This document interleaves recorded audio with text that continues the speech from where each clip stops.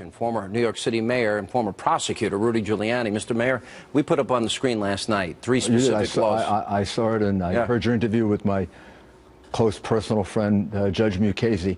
He and I prosecuted a congressman many years ago, Congressman Podell, on a conflict of interest charge. And he broke down on the witness stand. He confessed it was a $42,000 bribe. And he also confessed a conflict of interest. $42,000.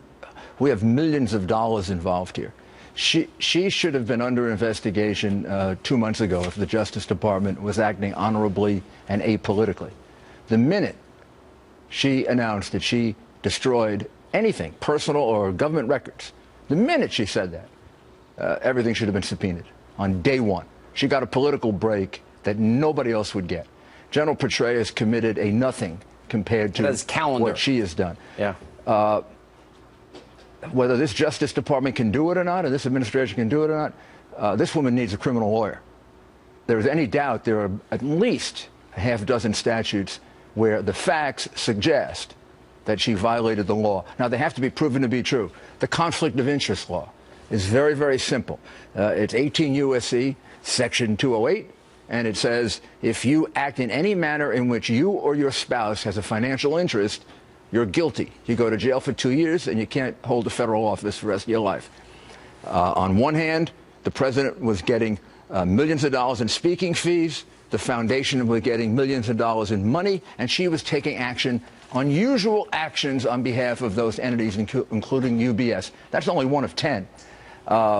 Destruction of any record in contemplation of an investigation is obstruction of justice.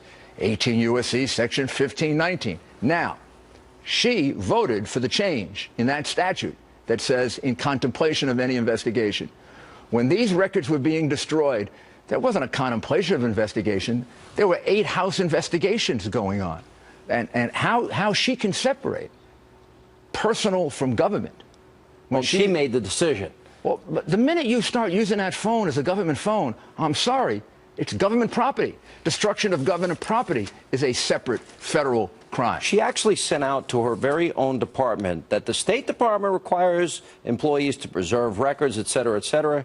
And, you know, when she was Secretary of State, she put out a cable with her name on it. Do not avoid conducting official department business from your personal email account. Yes. And she said she was writing her husband. Her husband doesn't have an email account. Yeah, let's look at it this way. Somebody works for a company, right? They've got the company computer. They use it for company records and they use it for personal records. The company can look at all the records because it belongs to the company. The minute she started to use that phone as a government instrumentality, it belongs to the United States of America. It belongs to us, not to her. The destruction of that, in and of itself, is a crime. And no one has gotten into the foundation yet. And looking at the connections between what the money he was getting and what she was doing. It's amazing. Now, maybe she destroyed those 33,000 emails because they contain those connections. Last question, and I've got 44 U.S. Code 3101, 18 U.S. Code 1924, 2071, 18 U.S.C. Here's my last question. John Kerry says the Russians are reading his emails and the Chinese are reading his. If this is a server in a bathroom of a mom and pop shop, I've got to believe the Russians, Chinese, Iranians, Israelis, friends, enemies, that everybody has them. Now, she's running for president. Say she won. Could you imagine Vladimir comes to the White House, dumps all the emails on her desk? That would prove her guilt, that she, in fact, did have classified information on there? Yeah, and maybe could lead to the impeachment of the American president after she gets elected. The reality is you have to count on the fact that several foreign governments have all of this. She's one of the top officials in the government and one of the most interesting people in the United States. They have this information.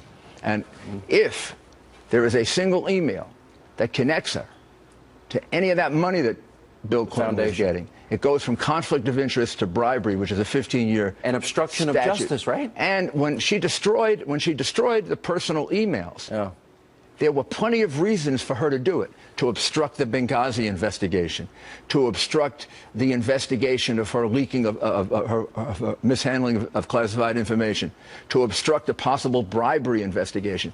This woman should be the subject of a criminal investigation. She should be in front of a grand jury. These questions shouldn't be asked by Ed Henry, who she could just cut off. They should be asked by a federal prosecutor where an answer is demanded. And believe me, I've done many public corruption cases, and the worst witnesses are politicians. They get to lie for a lot of their lives, and once they get on the witness stand, they can't. All that obfuscation kills them in front of a jury. This killer campaign, is she done? I don't see how she survives this. This has to be investigated.